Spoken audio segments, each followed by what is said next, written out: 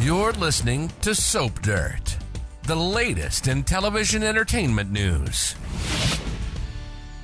Hey, Days of Our Lives fans, we have got your early weekly spoilers for June 9th through the 13th. We're going to talk about Bo being completely guilt-stricken at the funeral and Jennifer absolutely raging at Kat and Chad about something. If you're not following us, please reach down, click that subscribe button. And as we always do on early edition day, we start with what's coming the rest of this week.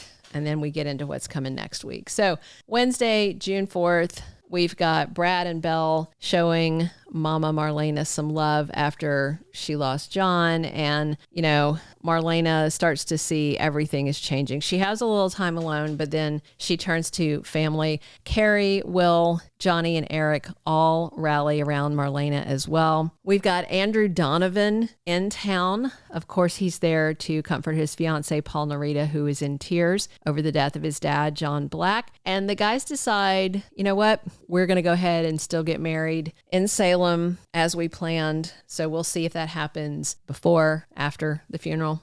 And Bo's miraculous recovery is cause for celebration. Ciara, Shawn, and Hope are all cheering. But then, of course, they're hard hit by the news from Salem that Bo's awakening came at the cost of John's life. Not that it's Bo's fault or anything, but as guilty as Shawn was about shooting him and putting his dad in a coma, I think we're going to see Bo feeling equally as guilty about what happened to John. So they are going to be in Salem for John's funeral. Peter Reckell himself confirmed it. On Thursday, June 5th, Kat has her charity date with Chad, and when word spreads that they were out together, that's going to cause problems because Jennifer Horton and Jack Devereaux are back to Salem for John's funeral. And she's obviously going to find out that those two got closer. Bo tells Hope that he still loves his fancy face, and he tells Shawn and Ciara and his wife, ex-wife, are they married right now? I think they're not married. I'm trying to remember. Or they were married when he died. Anyway, let me know in the comments. But they're all lucky to be together and have this incredible family. And then he gets to meet his namesake grandson Bo and little granddaughter Addie. And Gabby is again bickering with her daughter Ari, and Doug 3 spends some time talking to Leo. Now, I do wonder if Doug 3 is going to tell Leo that he met this great girl, you know, Ariana Horton, and if Leo is going to realize that Doug 3 is sleeping with Gabby's daughter, which he might find pretty amusing. Tate is absolutely devastated to lose his granddad, John Black, and Holly is there to comfort him. I'm guessing Sophia will be as well once she finds out. All right, Friday, June 6th, we've got Jennifer absolutely enraged that Chad has gotten so close to Kat. She finds out they had a date. She's venting to Jack. I'm sure that somebody's going to tell Jennifer that it was a charitable thing and Chad didn't bid. EJ bid, and somehow he wound up with the substitute date. But you know, Jennifer isn't going to tolerate Chad being around the imposter who pretended to be her dead daughter, Abigail Devereaux. So this is going to go over like a lead balloon, and Jennifer is going to be ranting at her like she was the last time she was in town.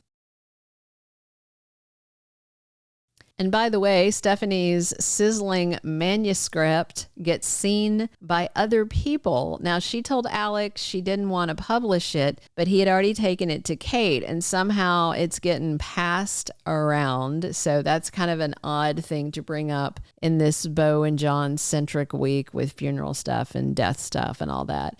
Kate begs her son, Philip, please wake up. He remains unconscious after that brutal beating at the hands of Xander Kiriakis. And we have got Tate and Amy taking a tour of the hospital. They're looking at the birthing facilities because it's getting closer to Sophia's due date. All three of them are there together, Amy, Tate, and Sophia.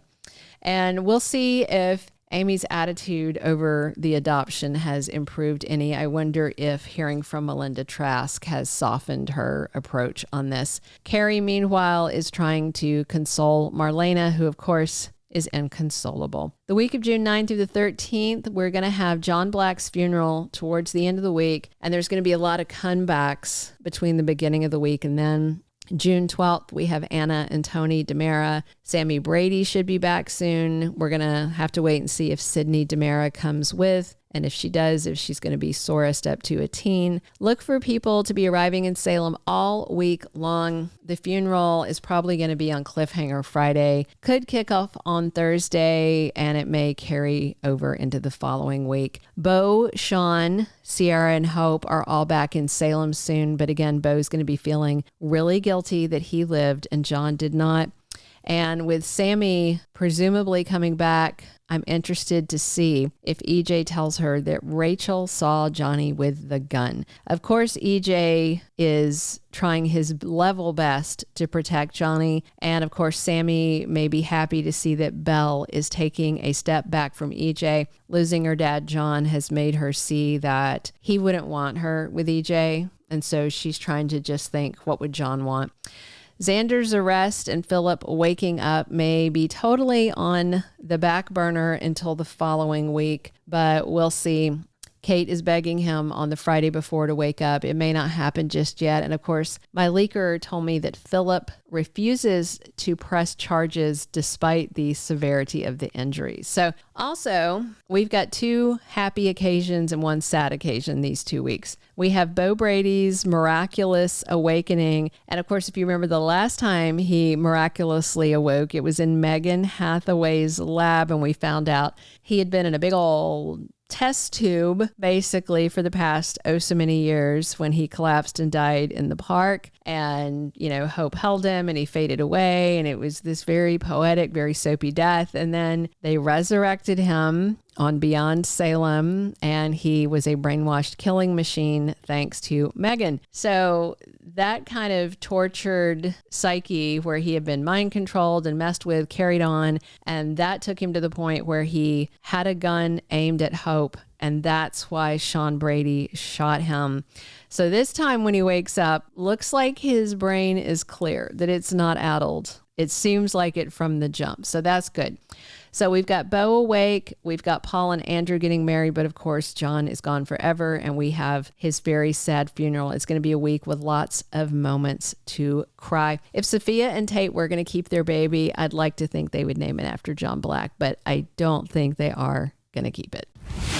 Thank you for being a loyal listener. Follow us wherever you get your podcast, because you don't want to miss the next episode. Soap Dirt is on all the major podcast platforms, including Apple Podcast, Spotify, iHeartRadio, and more.